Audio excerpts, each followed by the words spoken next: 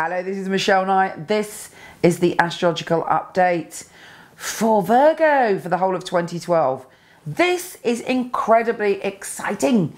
Pay full attention because there is magic and mystery for you in 2012. Now, for me, the most important experience we're all going to have actually is when Neptune, the planet of spiritual enlightenment and occasional debauchery, goes into Pisces. Now, Pisces obviously is your opposite sign, and it brings up a lot of issues for you. And for you, the good news is it's in your 7th house. Now, the last time Neptune in Pisces happened globally, there was a whole spiritual revolution. And I think it's waking us all up. And we're going through that shift that everybody thought would happen in 2012, but no disasters, touch wood, are connected. It's about the shift of your spirit, the evolution of your very soul. And for you, being in the 7th house, it's quite good actually. Intense, but quite good. Because it's all about relationships. Relationships to other people and relationships to yourself. But romantic relationships. And you could find yourself meeting someone this year who rocks your world, who feels like a soulmate. There's a cosmic feeling to love this year that carries you away.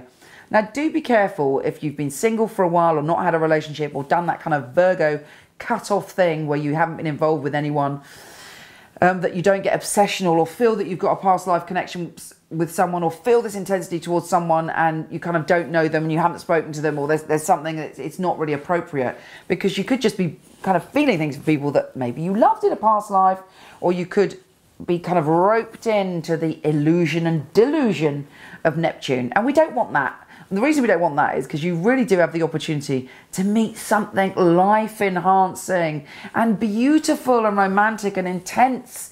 But if you go down the wrong track of being obsessed with someone that's not interested in you, that's bad news, because then you will never fulfill the kind of possibilities that Neptune in Pisces has for you. And it also urges you to look at your relationship with yourself. Do you love you? Would you date you?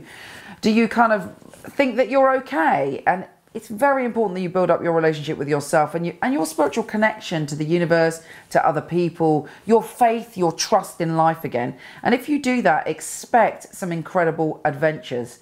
Now, for the early part of this year, we have Mars, the planet of action, the planet of passion, in your sign. So you have the drive and the commitment to move forward in your life and get things done. You could also be a bit stroppy and bad-tempered. Now, from January the 24th until April the 14th, Mars is going retrograde, it's going backwards.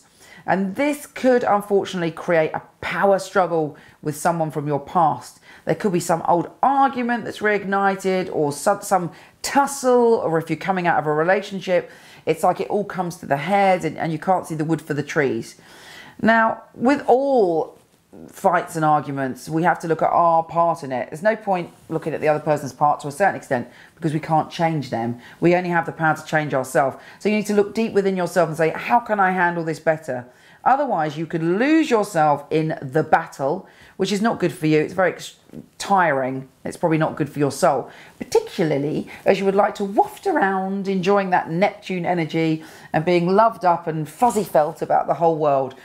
Anyway, what else have we got going on? We've got Venus in the 8th from February until March. So there could be some confusion about you meet someone and you think, oh, this is the soul love. But really, it's a naughty obsession. And there could be an affair or an attraction or some kind of overwhelming sexual desire. But you've got to make sure it's coming from that Neptunian kind of higher place, because otherwise you could get sucked in to a love triangle or an affair.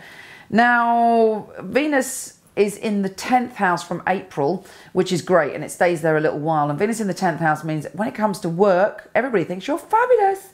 Could also mean that there may be somebody attracted to you at work, but it normally means that people think you're great and they sort of fall in love with you, and whatever you're doing work-wise has a kind of smoothness to it, and you're giving off a loving vibe when it comes to work.